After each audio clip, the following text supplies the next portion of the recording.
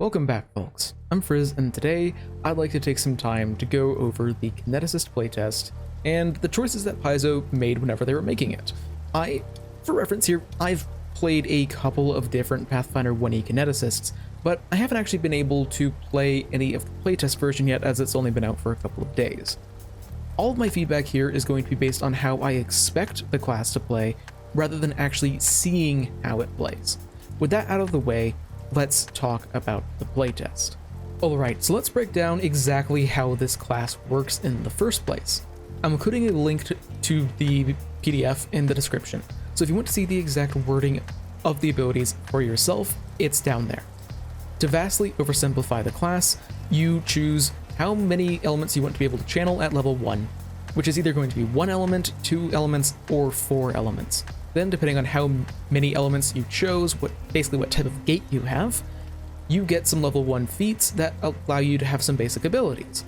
The general way that the class acts in combat is you gather an element as a single action, and then you use various elemental impulses that match the element that you gather.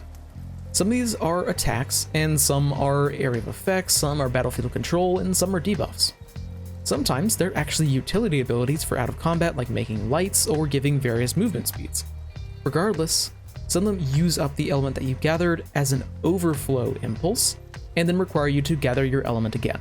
Essentially, you have a huge bag of elemental tricks that you throw at your problems all day long.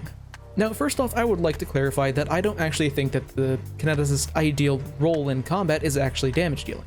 While you certainly can do good damage with your elemental blasts and some big AoE abilities versus lower level enemies, I feel like the real power of the Kineticist is battlefield control. Being able to put up walls of stone, difficult terrain, and control enemy movement is insanely powerful if you do it correctly. This also means that Kineticists are going to be best in areas that are wide open that allow for better positioning of those abilities, so you don't screw over your allies just as much as your enemies.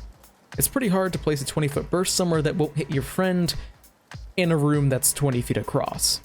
The big situation where this isn't necessarily true is if you are a fire kineticist fighting a bunch of enemies that are weak to fire damage, because there your damage is going to be absolutely insane.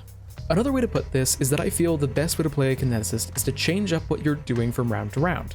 If you see someone who looks like they're not trained in acrobatics, maybe causing slippery sleet to appear below their feet can really mess up their actions and their plans. If someone's super far away with a bow and just sniping you, pop a wall of wind up between them and the party. If you're just making elemental blasts every turn, you probably aren't going to be able to make the best out of the crazy bag of tricks that you can pull from. I've really got to say, I really do like the direction that they went with this class. It sells the fantasy of only having a couple of elemental tools, but being able to do some really crazy shit with them. Seriously, you can get semi-permanent magical flight, a burrow speed, huge area of effect firebombing, and tons of other crazy abilities that reward your creativity in an incredible amount. It's a super fun class, and I can genuinely say that I can see myself playing a kineticist who focuses on every individual element and every mix of those elements. They're generally well designed, and I can't say that about every single class, where I could make like 10 characters and feel like they're all distinct. Unfortunately, it isn't all sunshine and rainbows, and I do have a couple of problems that I'd like to point out that are bigger than just a couple of feats or impulses being wonky. First and foremost, we need to talk about Constitution being the key ability score for the class. If you've seen my last video, you know that I actually don't have a problem with that, but I'm not the biggest fan of how it is mechanically interacting with the rest of the class. For all intents and purposes, the only way that Constitution affects your class features is that it determines your class DC.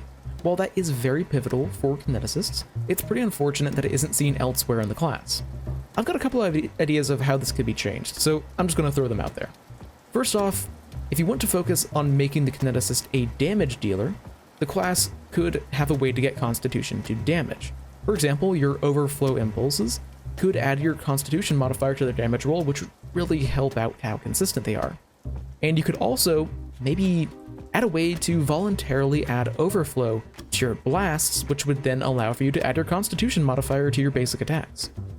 If you want to change this up maybe a little bit, you could maybe add an action where you make a fort save or something to add Constitution to all of their damage rolls until the element that they have currently gathered is lost, like how inventors can overdrive their innovations. Imagine you gather an element, make a con check or fort save or something, and then that decides how much damage all of your abilities are going to use until you use up the element that you've gathered. I think that could be pretty cool. On the other hand, if you really want to focus on the battlefield control side of the Kineticist, you could add a free action called something like Widen the Gate that you could take at the beginning of your turn. Whenever you use it, you then widen the gate to the elemental planes that gives you your Kineticist abilities, but you hurt yourself in the process. You would take damage equal to your level, but in exchange, you can sustain one of your impulses. A lot of impulses need to be sustained to be truly effective, and that's really restricting on the Kineticist action economy. So giving them the ability to sustain a spell in exchange for health would be a really big boost to combat effectiveness and would make sense for a class with Constitution as the key ability score.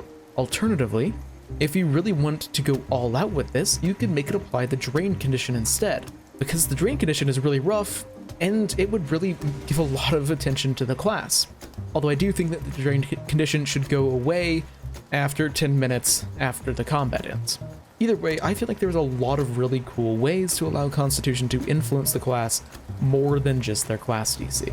The second big-ish problem I have with the entire class is the Adapt element action.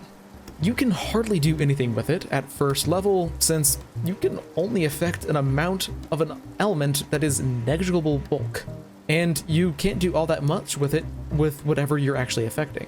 To clarify, I'm not expecting Adapt Element to actually be a useful combat ability. Rather, I'm expecting it to be a fun way for the Kineticist to change the environment outside of combat. Personally, I'd propose that you increase the amount of bulk that it can affect, but otherwise keep it pretty much the same. In addition to that, though, I'd like to use it in a different way, so you can choose to use this outside of combat, but it takes an entire minute to do, but it can affect a lot more. So you might be able to chuck around a gallon of water in the middle of a fight at first level, but out of combat you can move a lot more, much slower, to try and help put out a fire.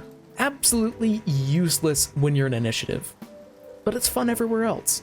My final nitpick with the class is kinda twofold. First, I don't think that there is enough actual energy damage in the class, and I also don't think that there is enough ways to bypass energy resistance. Essentially, I want to be able to shoot lightning and have a bunch of electricity impulses or air impulses that deal with electricity. There's a couple of them already, but I'd like to be able to make an entire character themed around it.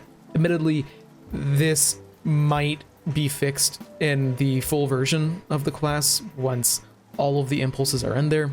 The playtest is a pared down version of the class. Also, just basic elemental blasts that deal electricity damage and cold damage and acid damage wouldn't be hard to implement at all. But unfortunately, you are pretty screwed if you're focusing on dealing energy damage as a Kineticist. For a Pyrokineticist in particular, because that's the only way to currently do this in Pathfinder 2e with the playtest, a ton of creatures have fire resistance or straight up immunity, but they cannot be affected by the extract element action, which is how they're expecting you to deal with that situation of running into a creature that is immune to the damage that you deal. For example, a dedicated Firegate Kineticist has basically no way to hurt a devil with any of their class abilities, since they're immune to fire damage and they don't have the fire trait. This really does need a fix, since realizing that you have literally 0 ways of dealing damage in a fight really sucks. Overall though, I'm super happy with how the playtest turns out. It really feels like the Kineticist, though missing its ability to shoot itself in the foot is a bit annoying. It really does feel like a fun class, and I am going to be playing one the first chance that I get. Thanks for watching. I'm pretty excited about the Kineticist, which shouldn't be a revelation if you've taken a look at my channel recently. It is seriously one of my favorite classes from Pathfinder 1st Edition, and I'm really pleased with the playtest version. What are your thoughts about the playtest, or the ideas that I put out there that might fix the problems that I personally have with the class? I'd be happy to see what you think about it down below in a comment. Regardless of that though, until I see you next, live a wonderful life.